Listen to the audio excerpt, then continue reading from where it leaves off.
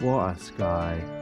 In this episode of the Hoof GP, cows jump barriers, I trim some feet, this guy trims some feet, this cow has too much taken off, and these bolts look awesome. And I won't let it rush when I see you dance, and the moment comes when I fall and time goes slow. I fall into you. All around is no one but you.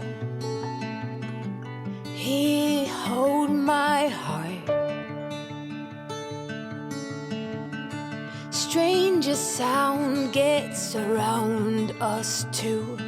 So I'm on my way to one of my routine farms that I visit every 4 weeks, and basically the guys here are really good at hoof trimming, but what we do is we go in and we trim around 40 to 50 every 4 weeks just to keep on top of them, and basically we're just routine trimming, so there's no major problems. The odd one sometimes.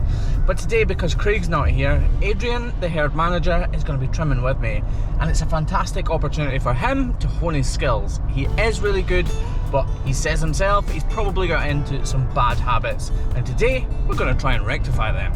The farm I'm going to actually is owned by people who have supported me all throughout my career, and they are a fantastic family. They really are. They have given me work for the last 11 years consistently, and I can't thank them enough for it, really. Anyway, let's get there. This is the gorgeous little town of Kirkcudbright, Scotland's artist's town. We're headed to a farm that's right across the river from it. Like a monsoon rain, you had a show.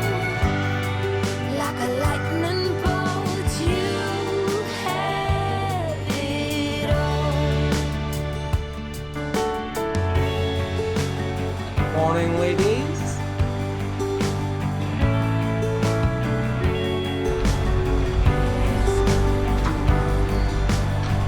Morning.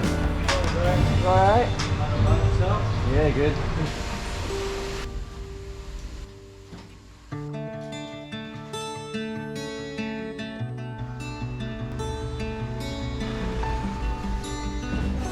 This farm doesn't really have a race system, so we just set up to the parlour instead, which means we need to be quick about it because they're milking again at 12. This is Adrian, the herd manager, who is going to be working with me today. And hopefully, he gets on better trimming than he did putting that cow in.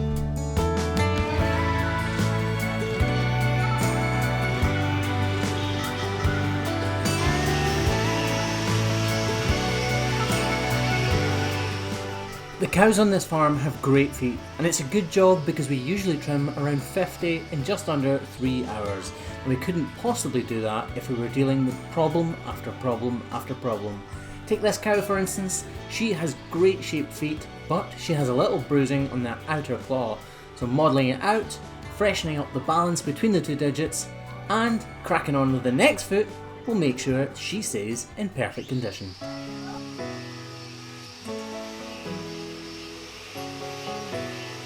When I hurt my hand, Adrian stepped in to help Craig along the way to get through the allocated cows, which means I'm more than happy to let Adrian crack on and get to grips with the grinder, my knives and using the crush before I give him my critique and a bit of helpful feedback.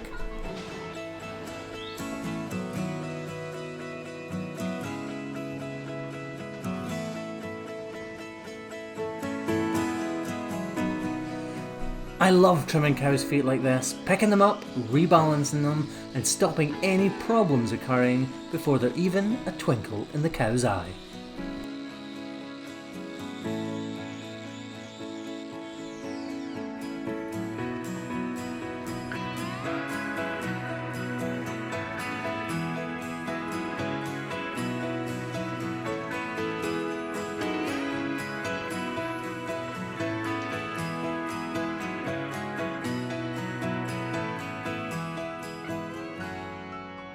I admire people like Adrian massively. He's been trimming cows' feet for around 20 years and he does a good job of it, but he's still looking for advice and little tips and pointers on what he could be doing extra to make sure the cow is as comfortable as possible. Throughout my career working on farms in southwest Scotland, I've worked with countless customers, helping them to improve their hoof trimming skills and sometimes taking them from never having touched a knife to being great trimmers in their own right.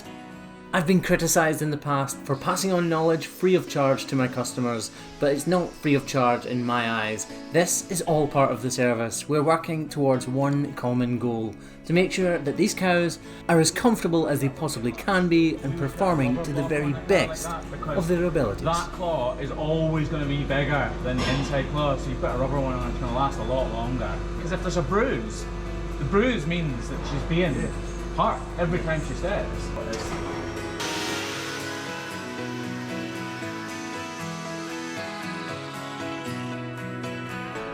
I wouldn't go any further now. See that crack there on the inside, which you're desperately wanting to. No, this one here. These are hoof testers and we use them to apply extreme pressure to cows' feet in order to determine whether or not she can feel pain through a certain part in her hoof. And luckily for this girl, she didn't feel any at all. Doesn't feel a thing. So, have you got something like this? Circlet pliers. So this stuff here, it's dead. So, like, I wouldn't scrape at the dermatitis. No. But I would try and get rid of some of this dead. And make sure we spray in there because that's a pocket of infection inside the skin. Although Adrian had done a really good job of trimming this foot, they were slightly tipping in and I just couldn't restrain myself from making sure they were perfectly flat. Before moving on to the next cow. This cow was not born like this, it didn't happen by accident, and it didn't just magically disappear. The vet removed the outer claw because she had an extreme infection within the bone, and removing the outer digit meant all of the pain went with it. And this cow has lived a perfectly happy and comfortable life ever since. It's my job though to make sure that she stays in that condition, so we're doing the very minimum to this claw to make sure that she has as much weight bearing surface as possible, but to minimise the risk of further cracking and deep sole bruising.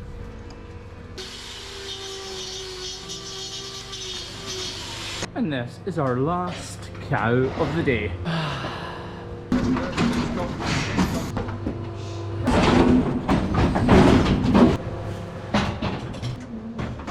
The first foot I trim on this cow is pretty straightforward. The second foot, however, not so much.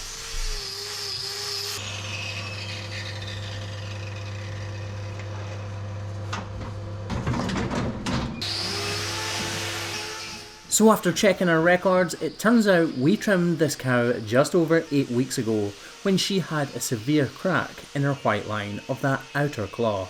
We applied a block and wrapped it with salicylic acid. Here is the result.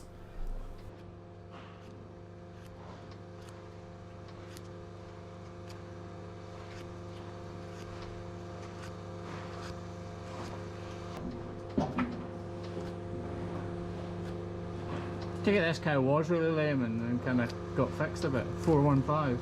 Yeah.